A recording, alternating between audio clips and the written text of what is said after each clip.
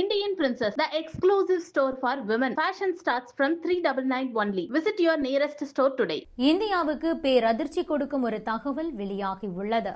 அதாவது diversity visa TV எனப்படும் பன்முகத்தன்மை விசா திட்டத்திற்கு இந்தியர்கள் தகுதி பெற மாட்டார்கள் என அறிவிக்கப்பட்டுள்ளது.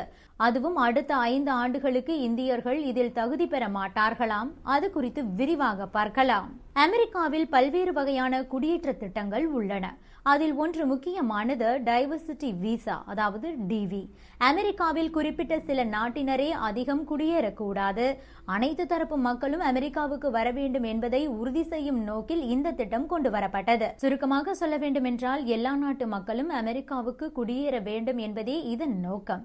கடந்த 5 ஆண்டுகளில் அமெரிக்காவிற்கு எந்த நாடுகளிலிருந்து குறைந்த அளவில் மக்கள் வந்துள்ளனரோ அந்த நாடுகளை சேர்ந்தவர்கள் மட்டுமே இதில் தகுதி பெறுவார்கள். இதில் லாட்டரி சிஸ்டம் போல செயல்படும். இதில் தகுதியான நாடுகளிலிருந்து வந்த விண்ணப்பங்களுக்கு குலுக்கல் முறையில் விசா வழங்கப்படும்.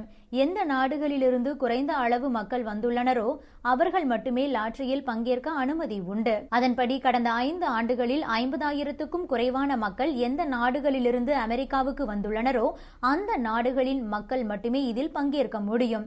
பல ஆண்டுகளாகவே இந்தியாவிலிருந்து அதிக எண்ணிக்கையில் மக்கள் அமெரிக்காவுக்கு செல்வதால் இந்த சிஸ்டத்திற்கு அவர்கள் தகுதி பெற மாட்டார்கள். கடந்த 2021ஆம் ஆண்டு 93,450 இந்தியர்கள் அமெரிக்கா சென்றுள்ளனர். கடந்த 2022இல் 1,27,010 இந்தியர்களும் 2023இல் 78,070 இந்தியர்களும் அமெரிக்காவிற்கு குடிபெயர்ந்துள்ளனர். இந்த எண்ணிக்கை தொடர்ந்து உயர்ந்தே வருகிறது.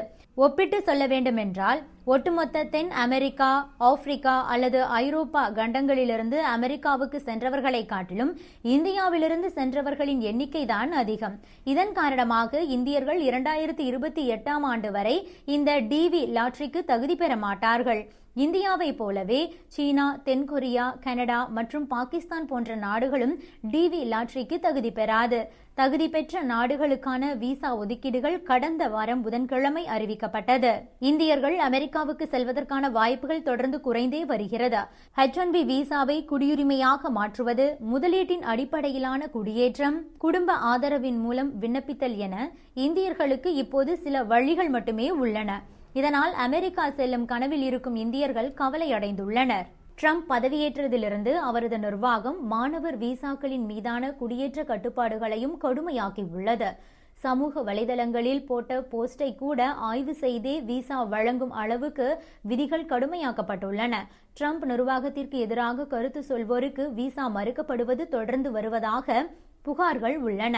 அதேபோல பயங்கரவாதத்தை ஆதரிப்பவர்கள், தேசிய பாதுகாப்புக்கு அச்சுறுத்தல் விடுபவர்கள், யூத எதிர்ப்பு கொள்கை கொண்டவர்கள், வன்முறையில் ஈடுபடக்கூடியவர்கள் ஆகியோரை பரிசோதித்து அவர்களுக்கும் விசா வழங்குவதை நிறுத்த அறிவுறுத்தப்பட்டுள்ளது. Subscribe to One India and never miss an update.